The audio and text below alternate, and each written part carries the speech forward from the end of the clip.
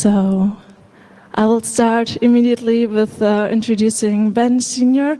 to you. He's an independent researcher and inventor, and he's got a topic I'm really looking forward to all Congress about hacking how we see, and especially hacking how the brain works, because, I mean, it's not about the eyes. We can just, use other eyes maybe, but our brain is so versatile that I'm very much, looking forward to hear what I can also do and maybe what other people can do about that. So that's your applause, Ben Sr.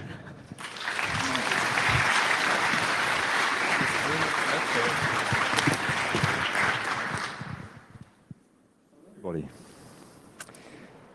I'd just like to start with some thank yous. Thank you to everybody that's put this event on, because it's been as inspiring as every year.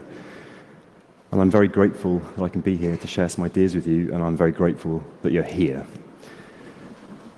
So I'm going to talk about hacking how we see. And I'd like to dedicate this, first of all, to my son, Arthur. If it wasn't for him, this project wouldn't have started. And I'd also like to dedicate it to the many volunteers, many of whom I can't show here, who've given their energy and their time and their inspiration, and that's why this project's continued. So this is all about lazy eye. You probably know a few people with lazy eye. It's when one eye falls inwards or outwards. It might always be falling to one side, or it might only happen sometimes when you're tired or ill, like it does for me. It might actually switch sides. Sometimes it's the opposite eye that falls to one side. Sometimes it's always the same eye. So I'd just like to know who here in the audience has a lazy eye or might have a lazy eye. Wow. Okay, brilliant. So before we can talk about what we're hacking, well, we need to first of all understand what it is we're going to hack. So what does it mean to see? So it sounds pretty obvious, we see with our eyes, but we don't, really. We see through our eyes in our mind, and that's something I want to bring home. The crazy thing is that your brain actually starts in the back of your eyeball, okay? It's the only place where your brain is outside the protective enclosure of your skull.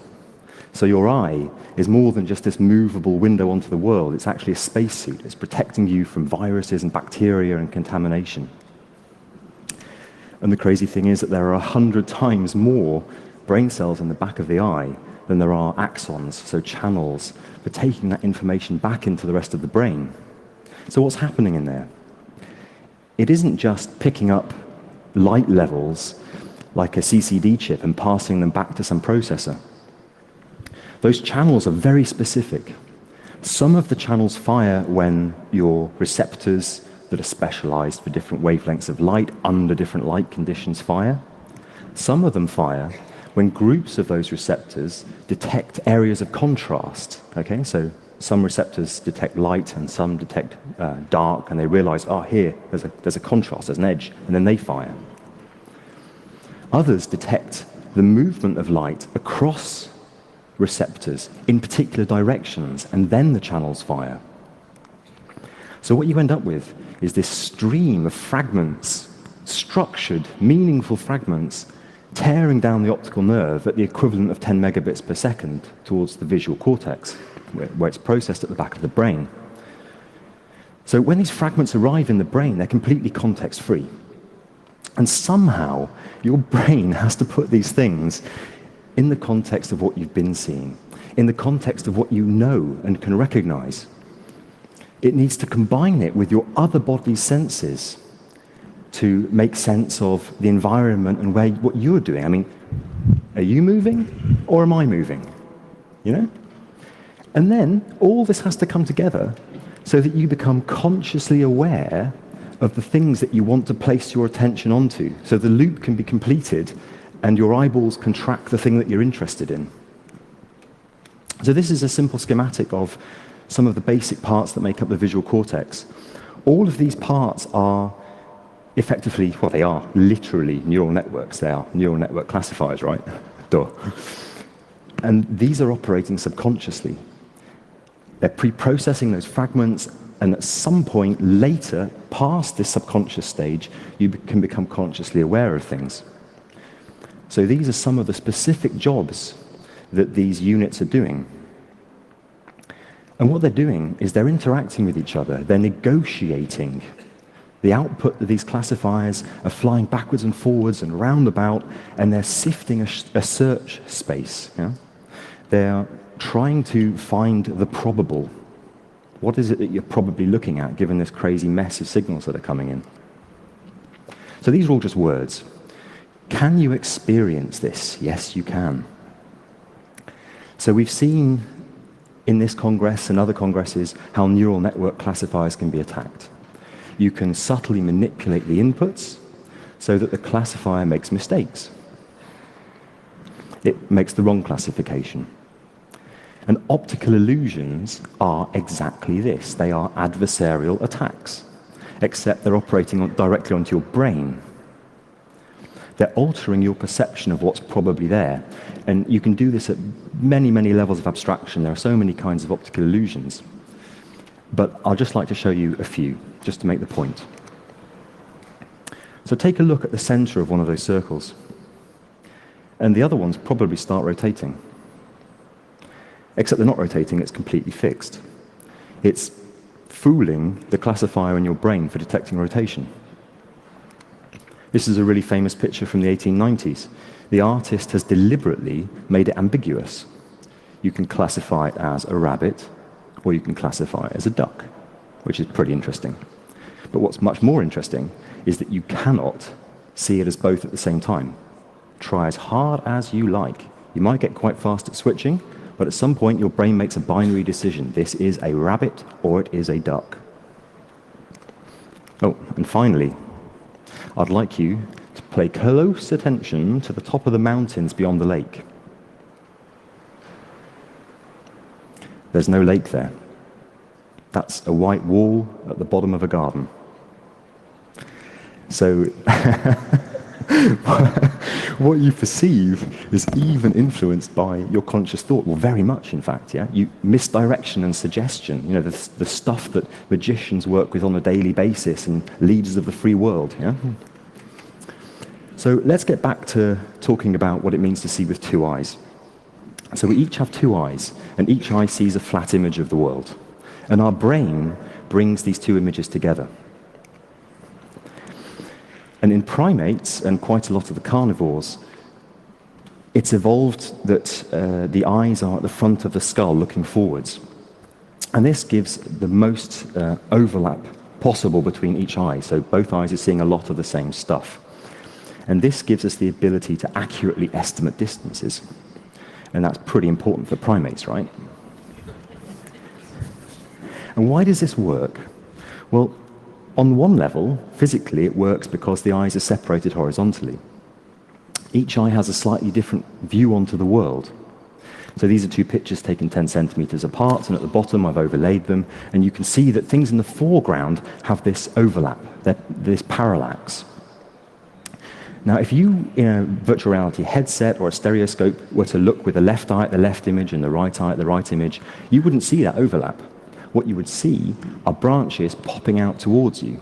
Okay? Your brain, your visual cortex is removing the parallax and presenting it to you as a feeling for depth. And this is something, and this is important, this is very relevant to lazy eye. This is something that you learn in the first weeks and months of your life. When you see a baby in the crib playing around with a teddy bear or something, it starts off with both eyes all over the shop.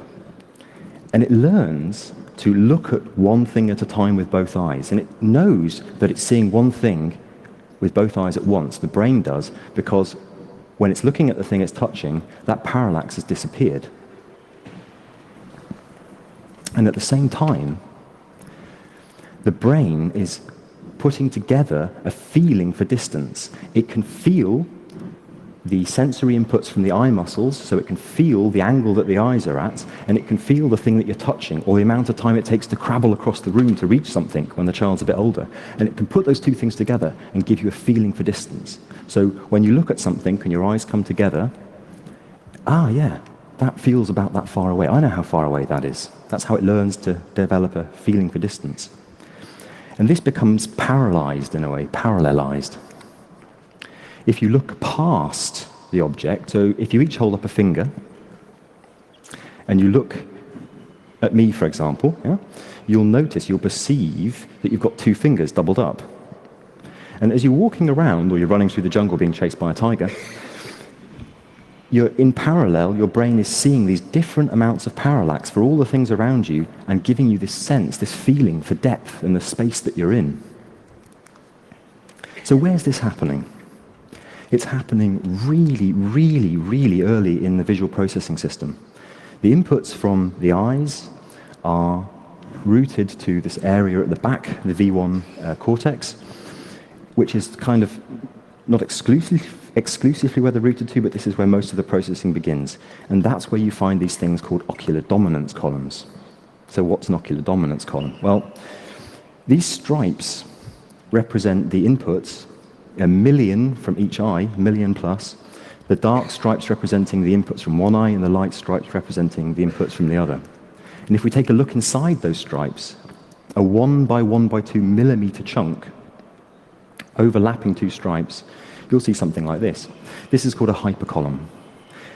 And this is a crazy thing you find in the brain. It's a multi-dimensional classifier. In this case, in the visual system, it's classifying orientation and color and this stuff at the front. It also classifies in different parts of the brain sound, it classifies touch. And what's happening is the inputs from the left and the right eye, millions of times, are going into one column, from, for example, the left eye, and another column from the right eye. And the further you go away from that point, down the front face of that hypercolumn, the more work is being done comparing the inputs, these matched inputs from both eyes, seeing what's similar and what's different. And that is tangibly where the outputs from this classifier are saying these things are the same or these things are different. That's where parallax is detected. So where does lazy eye come from? A lot of things can go wrong during gestation, a lot of things. Genes can fail to express properly, there can be toxins in the environment, there can be mutations, the mother might be malnourished, might receive an injury, etc., etc., etc. And the eye is a very sensitive organ. A lot of things can go wrong. Corneas can get damaged, lenses can be misshaped, there can be too much fluid in the eye, too little fluid in the eyeball can be misshaped, the optical nerve can be damaged, the skull might be the wrong shape, so the eye's too high, too low, to the side. And at the same time, babies in the womb are developing 300,000 to 500,000 neurons per minute. So a lot of stuff can go wrong. But many of these causes have the same outcome. And the outcome is that the input from one eye is radically different to the input from the other eye. And what that would normally mean is that you get this situation where the brain can't bring these two images together anymore. There's not enough similarity. It can't figure out where the overlap points are. So you see double, a bit like when you're really drunk, right? Really drunk. And from an evolutionary perspective, confused monkeys are lunch. So evolution has selected for a plan B, and that's called amblyopia. If the brain detects that it can't fuse both images together, it suppresses one of the eyes. It inhibits the eye so that you only see with one.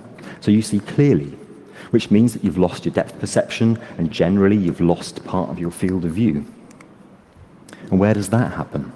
Well, there are a lot of competing theories. It's not really known.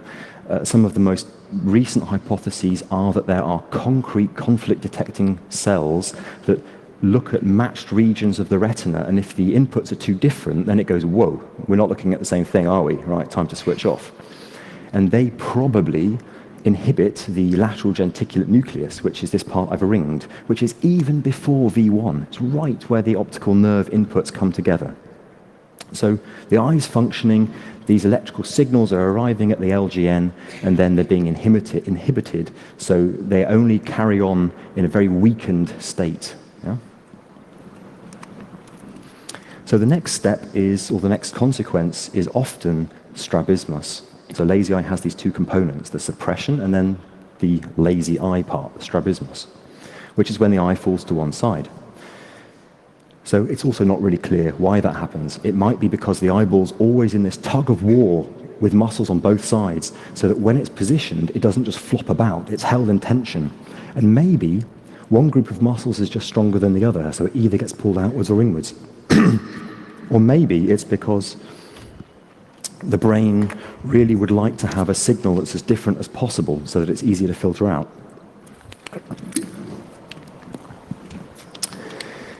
The problem is, excuse me, that evolution didn't know about eye doctors. So nowadays, you can have eye doctors that can, shoot frickin' lasers at the cornea and reshape them and take out lenses with cataracts and do all sorts of magic. But evolution didn't put this reset switch at the back of the head, so you can't reboot the system. And the trouble is, even once you fix the original physical problem, you've still got one eye pointing in the wrong direction and it's turned off. So now, the problem is, how do you solve the original evolutionary solution to the first problem? So I'd just like to talk quickly about some of the consequences, the personal consequences for people with strabism. This lack of depth perception means that there are going to be more falls and stumbles and accidents, which is stressful. It generally means that they're less refined in using their bodies, which is stressful. It means that for people that lose part of their view field, they're not so aware in social situations always of who's saying what, so it means that you've got to position yourself carefully, and it's another stressor. It's a stressor if it makes you feel ugly. It's a stressor if you're talking to people and you can see they can't tell, if you're looking at them or someone else. Yeah? Stress, stress, stress. It's not so easy. Yeah? Sociologically, we're talking about 7 million people a year, so it's about 5% of all people that are born at some kind of disadvantage, which might not always be necessary. Perhaps we can do something about this. And because it's across the board, and 74% of the world are on less than $10 a day, most people aren't going to have very many options. Neurologically, what are the consequences? Well, you were born with all of these structures to fuse the eyes together, and you were born with the structures in your brain to coordinate eye movements. They both look in the same directions. And you were born with the ability to perceive depth. But this topographic disorganization means that stuff wasn't connected together properly. In those first phases of life, you didn't learn to put this stuff together. It's an immature system. And in the worst case, if one side of these optical dominance columns are constantly deprived of input, those neural connections decay over time. So you can see here, instead of stripes, you have these thin, isolated islands, and that can lead to blindness. Sorry. So what happens now? You might come across, if you have this, a vision therapist. So this is Marco, one of our volunteers. And they are like speech therapists who can recover somebody's voice after they've had a stroke, after they've had brain damage, or a physiotherapist who can do the same with limbs. But you're very unlikely to find one of these people. There are around 2,000 in the entire world, 1,000 of them in America, and they can easily charge north of $400 an hour. So unless you're wealthy and you've got good insurance, you're far more likely to come across, 100 times more likely to come across ophthalmologists. And ophthalmologists for like the last 100 years have been pushing patching and surgery. So patching is this idea that you cover the strong eye to make the weak eye stronger. And this is a really outdated metaphor. It's a misleading metaphor, and I think it's a counterproductive metaphor. But that's not to say that it doesn't have value. The patching, I mean. Because the patching means that at least the optical dominance column for the suppressed eye is forced into activity, and that prevents it from decaying. On the other hand, if you overdo it and you patch too much, the brain says, well, okay, look, I just want to use one eye. What are you doing to me? You want me to use that eye? Fine. And then it suppresses the other eye, and it switches over. And even if that doesn't happen, you're only training this monocular ability to see one eye at a time. You're not training this coordination between the optical dominance columns where all this other stuff comes in, the parallax, the depth perception. So some kids get lucky. Some kids, through patching a few hours a day, somehow they catch the curve and they are able to rehabilitate their binocular vision, but it isn't the majority. So the remaining option, as far as ophthalmology is concerned, is surgery, to cut and shorten and stick back together your eye muscles. So the resting position of your eye is more or less in the middle of your eye socket. So this is cosmetic, and that's not to say it's without value. It can improve your quality of life. It can make you feel better about yourself. But it doesn't rebalance the brain. It doesn't mean that you're going to recover this binocular vision. But it might be an opportunity, because with the eyes roughly straightened, it means that you can certainly look through the lenses of even the cheapest VR headsets to be used with the cheapest of phones. Yeah? Because these headsets do something very useful. It's less about the virtual reality, and it's more about the ability to very precisely target each eye and control what we can present to it at a very low cost. So what if, after the physical problem's been solved, we could hack past that lockdown? We know that these classifiers in the brain, these structures, these optical dominance columns, we know that they learn and they adapt through training. We know that they're flexible and plastic. So can we build environments that can subconsciously reboot that binocular vision? So now we get to what we've been doing. These are, I'm going to try not to everybody. Very basic experiments. And that means that they are very basic hypotheses because they're based on anecdotal observations, okay? This is all they are, anecdotal observations, because these are interactions we've had during development. Every time I sit down with a new person who has lazy eye, we discover new phenomena. It means that 4 or 5 things need to be changed on the system. Nothing stays constant at the moment, yeah? A constant learning process. So let's get falsifying. The first hypothesis, well, the main overriding hypothesis is that, this does something. We want to falsify that it doesn't do anything. Yeah? So the first hypothesis is a participant cannot use both eyes simultaneously. So we test usually all of our participants with classic physical techniques with a vision therapist beforehand to see that they can only see with one eye at a time. So with the headset on, first of all, we want to confirm this suppression. So the image at the top is what the person will see in the headset. The left eye sees arrows pointing to the left, the right eye sees arrows pointing to the right, and in a normal situation, your brain goes, okay, I'm looking at the same thing, let's try and overlay them, and what you perceive is this crazy overlapping mess of triangles pointing in opposite directions. If you show this to a regular person with lazy eye, I've discovered not alternating strabism, so it changes from eye to eye, but regular fixed on one eye, what they see is arrows just pointing to the right or arrows just pointing to the left, because there's an instantaneous suppression. So, sub-hypothesis. A participant cannot deactivate suppression to see with both eyes. We discovered really early by chance that we can suppress the suppression. How do we do that? What we do is we have blinkers on the left side, for the left eye, for example. So the right eye sees arrows at the top, and the left eye sees nothing. And the left eye sees arrows at the bottom, and the right eye sees nothing. And because these regions aren't detecting conflict, suddenly all of our participants have seen arrows pointing right and left at the same time. So they're actually using both eyes at the same time, which is weird and shouldn't be possible. But that's not so useful, I think, because we want to get to the point where people are using both eyes to look at the same things. So what we want to achieve is to have both optical dominance columns receiving a signal of equal intensity. So the next sub-hypothesis is that a participant cannot use both eyes with suppression active. Yeah, that's what we want to falsify.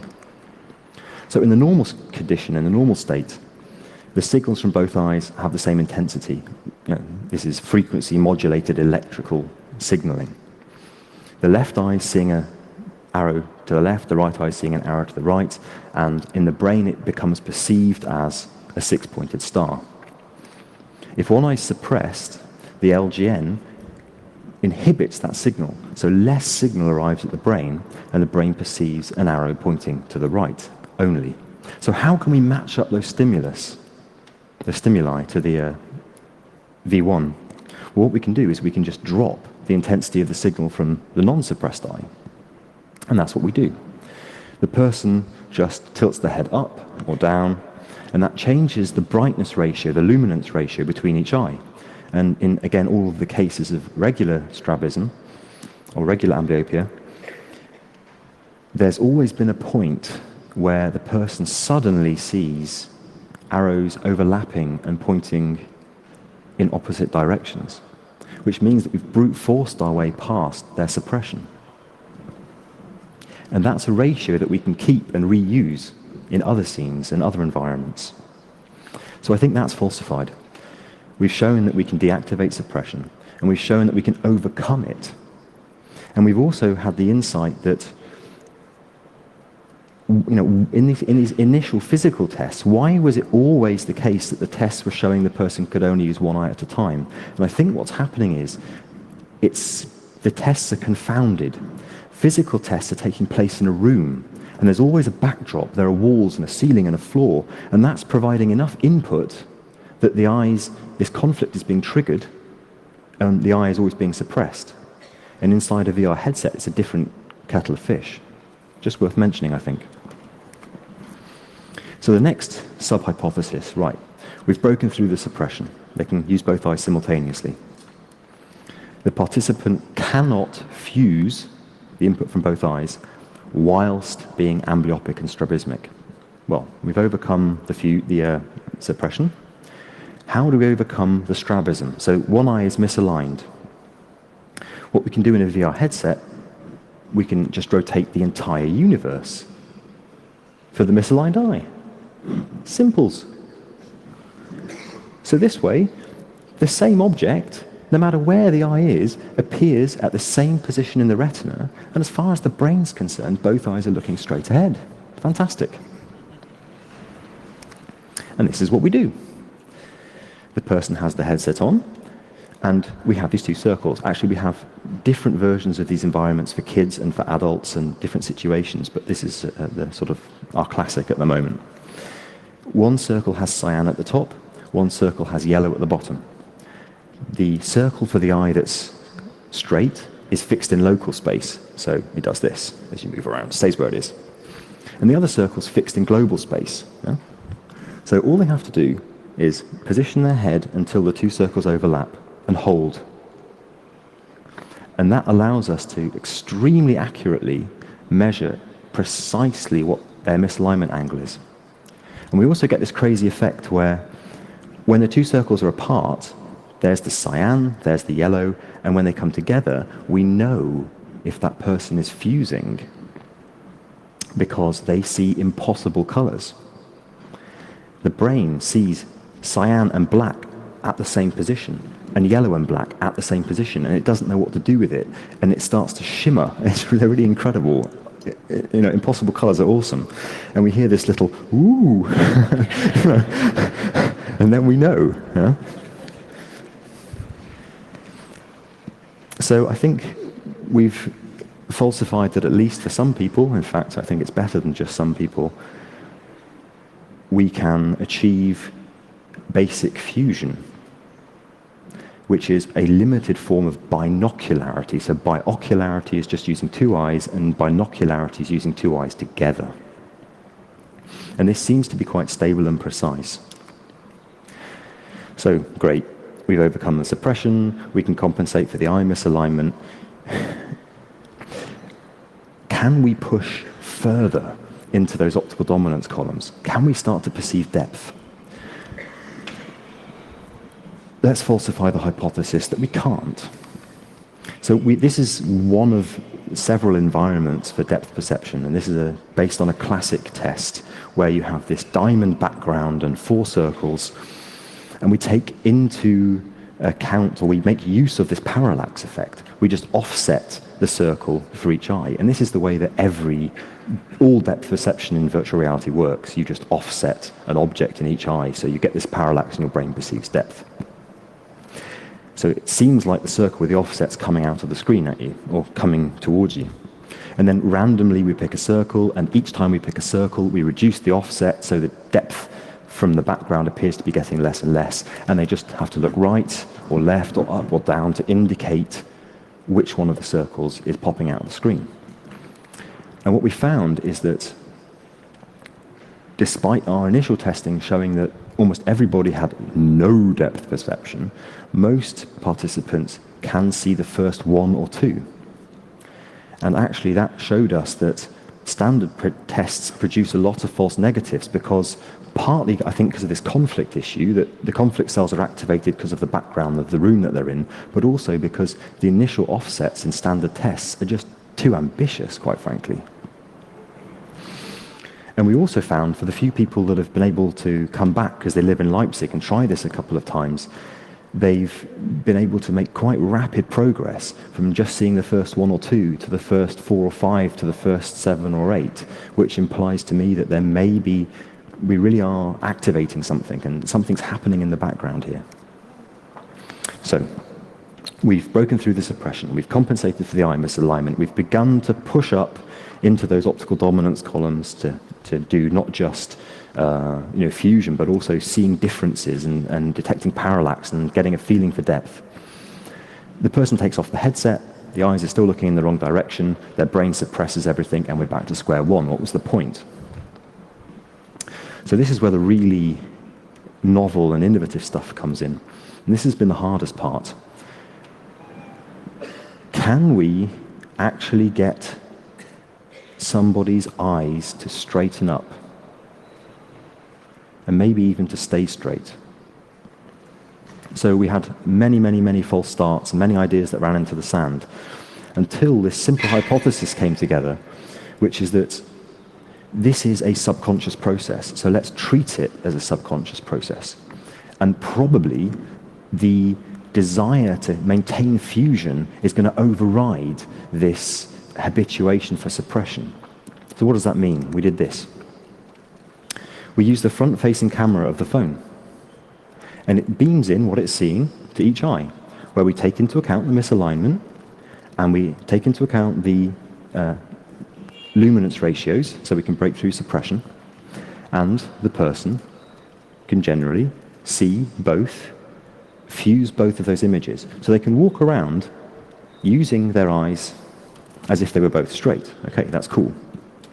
Then what we do, we very gradually straighten up the image in the misaligned eye, very slowly. And nobody that we've tried this with so far has been consciously aware of this, even when it's pointed out to them, even when I ask them, can you feel this? Can you sense this? It happens completely subconsciously. They maintain fusion because they can still see the yellow and the cyan bars, the yellow in the left eye, cyan in the right eye, and there's no doubling up. But they maintain fusion, and the thing straightens up and straightens up and straightens up, and at some point the headset goes straightened. It's like, oh, what was that? Huh. Yeah, thanks.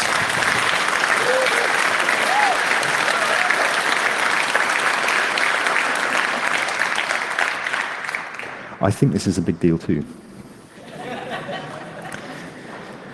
So there are lots of other things that we're going to do here, but we already do this when you're watching videos. So I think this could be great for kids. Your kid spends 5 minutes a day watching their favorite cartoon. Why not 3D videos? Yeah? Integrate this with games. I've got a list as long as my arm of things that I want to build to improve robustness so that this really trains that system. But we know this can work.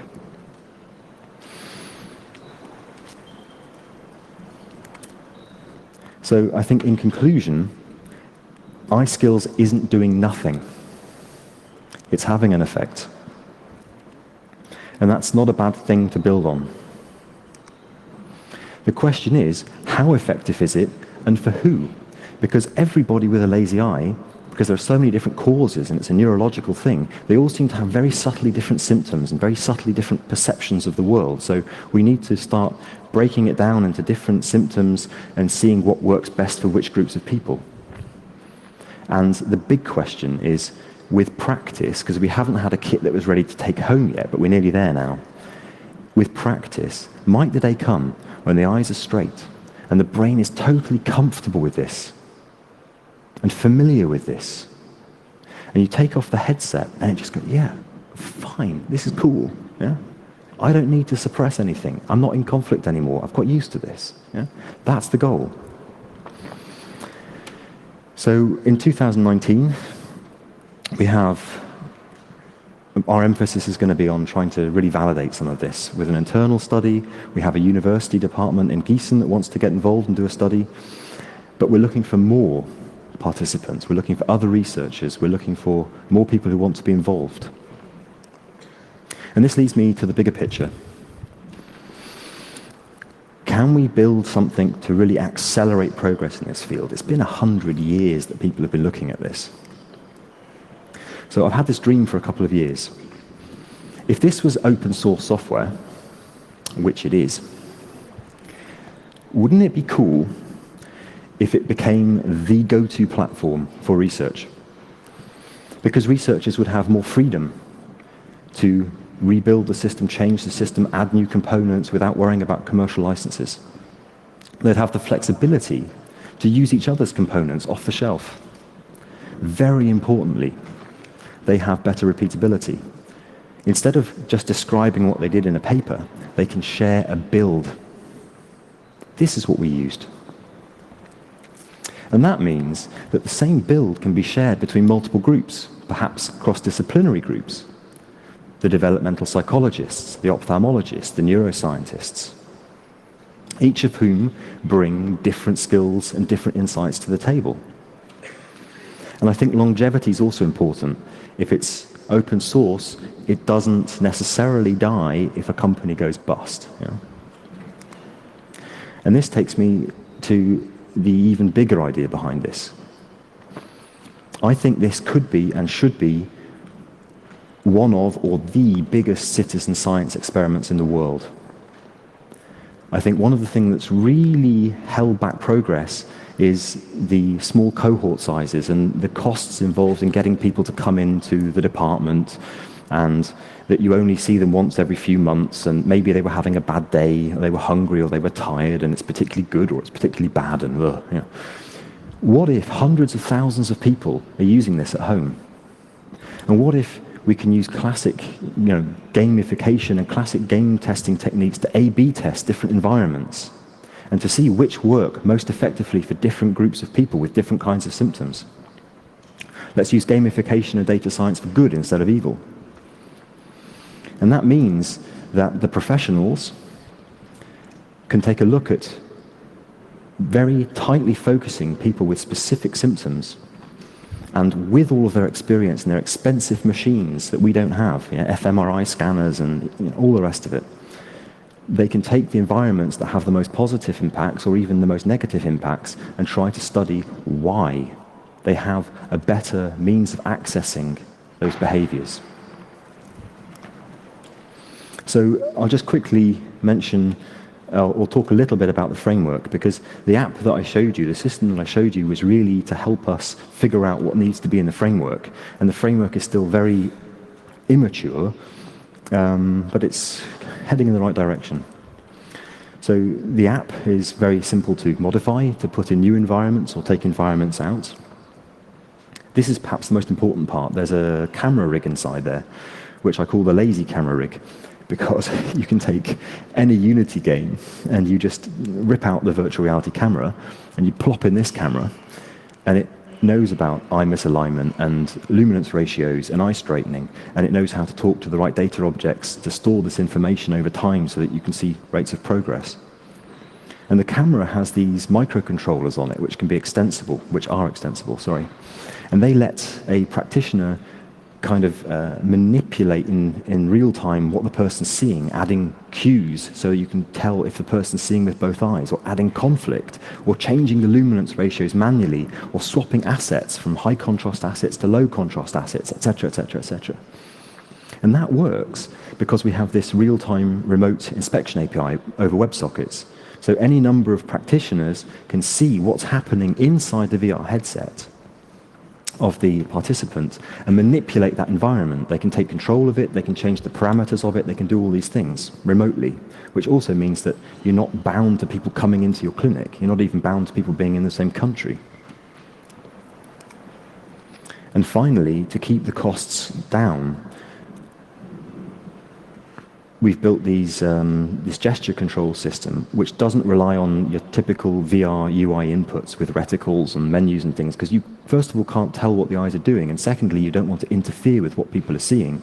So it's all based on just moving the head and holding the head still and looking up and down. Again, the goal is to keep this as cheap as possible so that all somebody needs is the phone they've already got and, you know, an $8 headset with reasonably large lenses that they can put their phone into. So next year, out into the world. That's the goal. I'm hoping that this kicks off a little revolution, and I'm hoping that it brings together the ophthalmologists and the vision therapists and the neuroscientists. And I'm hoping that we manage to get this to spread across the world. And I'm hoping that we can build an organization that isn't going to just run out of steam and energy and time and money. I'm hoping we can build something that's going to last. And most importantly, none of this is going to work if we can't deliver it at a price that people can actually afford. You know?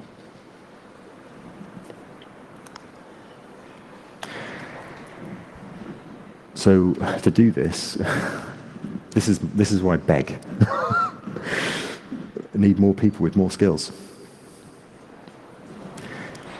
We've got ideas and designs for headsets that have 2 outward-facing cameras, for example. So you have a stereoscopic view of the world, so you can also walk around with the headset on and perceive real depth. We need inward-facing cameras that do eye tracking, but we need them for a couple of dollars, not $1,000. I've got some ideas, but I need people with skills.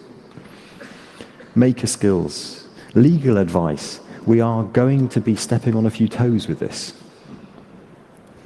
Neuroscientists, graphical designers, game developers, growth hackers, accountants, you name it.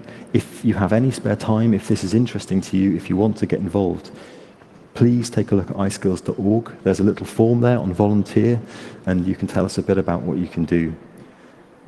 And finally, I'd just like to say thank you to some of the organizations that have helped us get this far.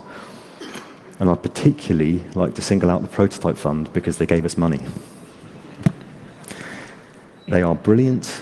They fund over 40 open source projects a year, and they give you money, and they get out of the way, and they let you get on with it. So take a look at them. And that's all I've got for you. Thank you very much.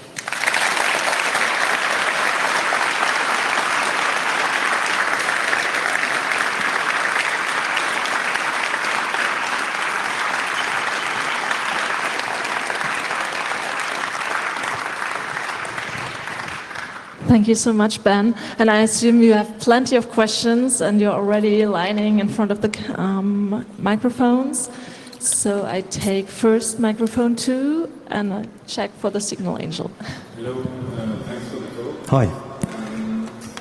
Yes, I'm glad you mentioned eye tracking at the end. I understand that it has significant cost for now. I'm wondering what it's going to, is it going to include anything besides simplifying the, let's say, configuration process of the game? So right now I'm focusing on trying to make this something that people can just use at home. And every day, I'm totally open for new ideas, but I think every day it should go through this kind of calibration process, because that lets us see whether there have been improvements and in what way. Before, so for example, figuring out what the current suppression ratio is and the eye misalignment, simple as that. So in that slide that you saw, just try and keep this quick, here, you go through one step at a time and each step unlocks the next step until you get to seeing straight. So it should be a very user-friendly process, and I think there'll have to be another version which has all the bells and whistles and all the environments we took out of this one for use in a clinic where you can do everything possible with it. Does that answer the question? Awesome. Then we take again microphone 2. Hello, awesome talk. Is the lazy eye camera negatively impacting performance of the games? Sorry, can you say that again? Is the lazy eye camera negatively impacting the performance of the games? No. The performance? I'm not quite sure I understand the question. Is the performance degraded if you apply these techniques? Is the game slower than before? Oh, I see. Does the performance degrade? Is a game slower than before? Yeah, no. Shouldn't do. No. One more. Can these methods be useful for patients affected by disjointed sight after a stroke? I would love to know. Probably get in touch. That's right. Try it Please out. do. I take microphone 1 now. Hi, over here to the right. Hi. Question would be, you said that people often get surgery after they had a condition like that.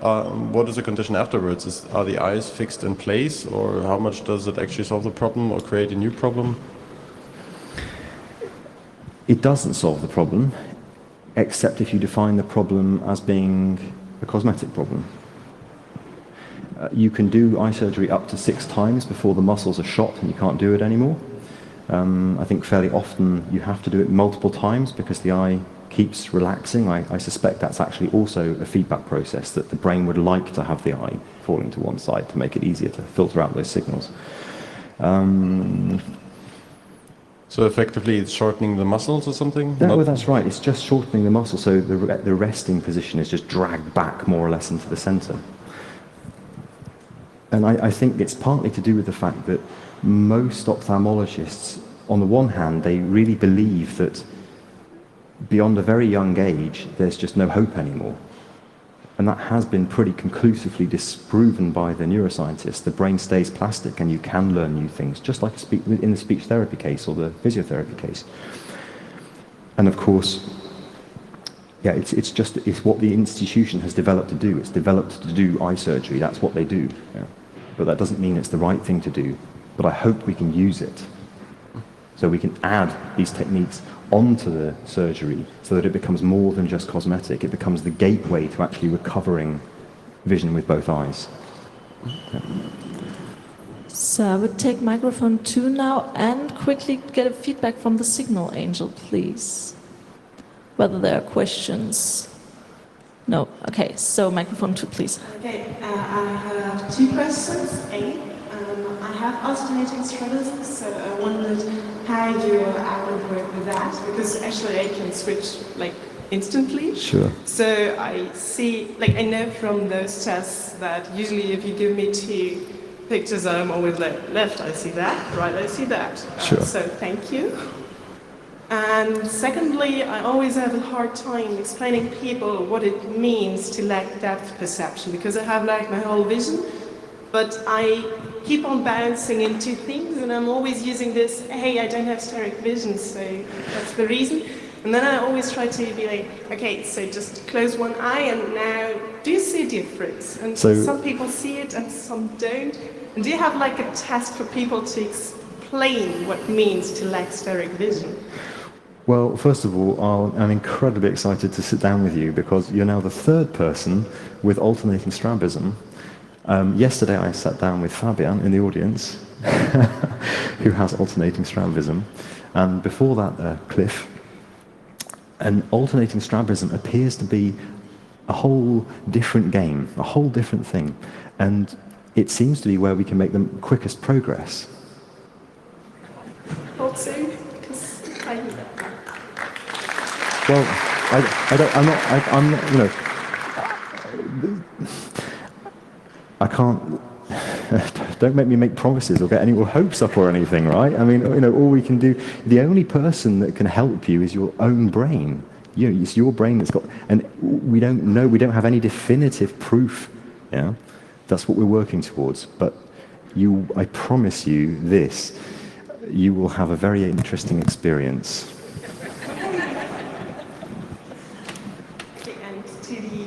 Like, do you have some tricks to tell steric or binocular people how it is to see monocular? I think it would just, in your case, because you have something that's called panorama vision, where because of the alternating nature, your brain knows that the eyes are looking in different positions, and it kind of puts them together like two Bildschirme, like two monitors, and extends your field of view to some extent, probably with the portion in the middle where there's some suppression. And that's something that is very useful if you're a truck driver. But it's not necessarily something, I think, that people with regular vision can experience. It's too far out. We could perhaps create a picture. No, we could. We could produce we could take the input of the camera and we could map it to this panorama-like view with a dead spot in the middle or something. We could do something that might give people a feeling for that, yeah. Okay, I'll give up on that. All right, thanks. Stay in touch. So microphone 1, please. Yes, thanks a lot both for the talk. I was wondering, you mentioned that you have the program that adjusts the position of the eye inside the headset. What happens when you remove the headset after the alignment? So what happens, this is really fresh. So we haven't had people being able to take this at home and practice it for any length of time. But what typically happens is the headset's removed and the eyes are together, and they stay together for a little while until old habits reassert themselves. The question is, what happens after longer exposure to it? And all of the other techniques that I want to build in to increase robustness, to increase this, the ability of the person to hold their eyes straight and to feel comfortable with them being straight and to not go back into this suppressed state. That is 2019. Yeah. Thank you. Great. Oh, microphone 2, please. Thank you for this. During your experiments, you don't, if I understand it correctly, you are not able to work against the underlying cause of this. So whatever is wrong with the eye, do you already have some experience if maybe someone had an operation to reduce the impact of whatever caused this? And how did it impact your experiments? Yeah, this can only work if those original problems, if it's possible to tackle them and they have been tackled. And that's generally something as simple as the person wears glasses. Because the most common cause is that one eye is stronger or weaker than the other. And beyond that, again, I think the only way to discover these things in practice is to make it available to a great number of people and to have them explain very carefully what their history has been so that we can begin to piece together where this stuff can work and where it probably isn't going to work. All open for data gathering, basically. Thank you. Thank you. Microphone 1, please. I have 2 short questions. The first one is, do you think this app would be helpful for somebody who already had the surgery at a very young age? But still would help this? And the other one is, would you think it's more useful to start with the app before surgery, or just wait until somebody is a bit older and then use the app? Because surgery is usually at a very young age.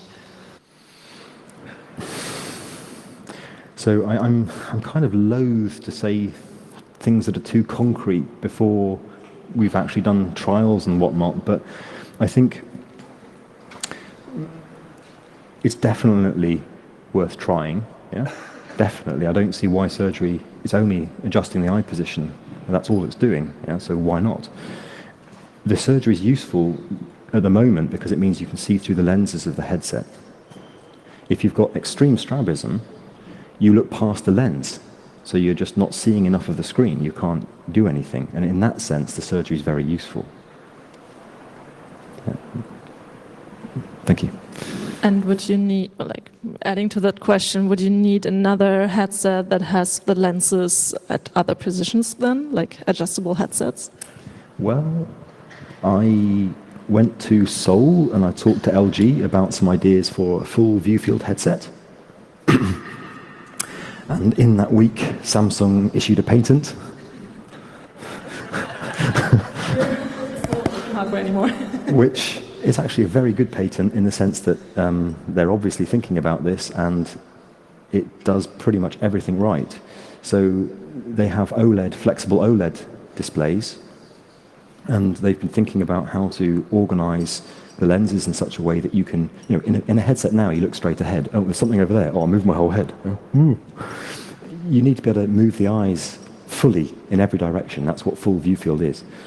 And yeah, they have this patent. They've figured out a lot of the problems that need to be solved. That's obvious. So I hope in a few years, maybe if VR doesn't die the death, Samsung will bring out this headset and we can abuse it for our own purposes.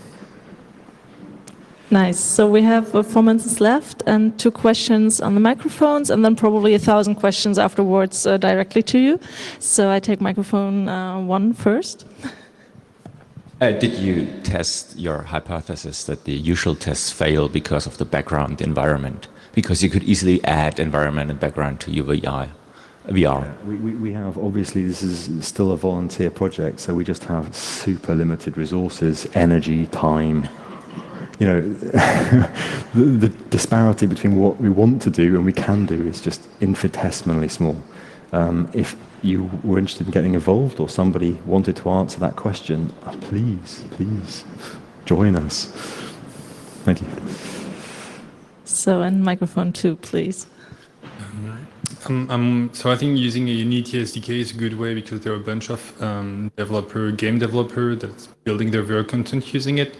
But have you considered using WebVR? Because it's basically how you can unite all the different platforms, the VR headsets, and there is a standardization process from the W3C. So if you can go down a layer of the stack, then you're going to reach a much wider audience, and with a ton of content, including all the videos and everything. We had a look and a think about that, but I decided to be pragmatic. Unity is the main environment that most game developers use, and it means that it's easy to, because it's not just about the language or the compatibility, it's also about the assets that are out there, the libraries that are out there, the skills that are out there, the size of the community, and to make it as accessible and pragmatic and reliable as possible, I've gone with Unity because it also supports all the headsets. Time will tell if that was a good decision or not, but it's a good suggestion. Thank you. So that's also your first contributor from this group. Maybe others as well are already volunteering. Thanks again for this impressive demonstration here, and thank you all for coming for the first talk on the last day of Congress. Thanks again. Thanks a lot.